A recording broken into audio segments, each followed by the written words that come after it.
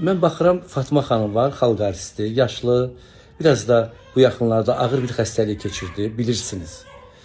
Belə baxanda biz heç yerli deyilik, qohumda deyilik. Amma Fatma xanım illərin sənətkarıdır da.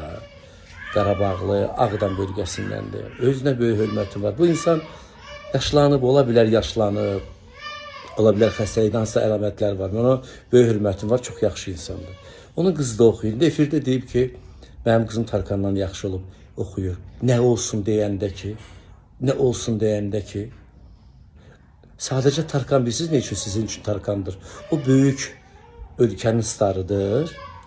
Yəni sabun məsələsi də bizimkilərə aiddir. Sabun bizimkilərə aiddir. Yaxşılarımızdan uzaq. Sabun əlinizdən heç düşməsin.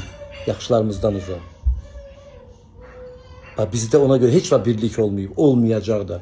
Bunu mən sizə deyirəm. Çünki birlik olsaydı, yəqin Fatma xanımın paylaşanda, orada Fatma xanıma yazılan şərhlər, onu ələ salmalar, qızını ələ salmalar məni bu fikrə gətirməz. Mən gördüm, oxudum hamısını. Nifrət edirəm. Biz bu nədən əmələ gəlir? Bəzi insanların kökü yoxdur. Köksüzlük belə olur. Köklü insan, köklü xalq heç vaxt öz xalqının hətta belə pis olsa belə onu ayağa vermir. Mən belə başa düşürəm. Allah sabununuzu bol eləsin. Sabun bol olarsa basılmaz vətən. Fatma xanım Mahmudova, siz sevirəm. Siz bizim ölkəmizin, torpağımızın xalq artistisiniz, böyük sənətkarısınız. Siz sevirəm. Eybi yoxdur.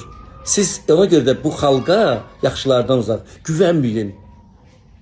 Yıxılanda bu xalq adamın ayağından tutan deyil, biləsiniz. Əlindən tutan deyil, qaldırmayacaq. Başqalarını qaldıracaq. Sabun məsələsi. Özününkin yox. Bunu mən sizə deyirəm.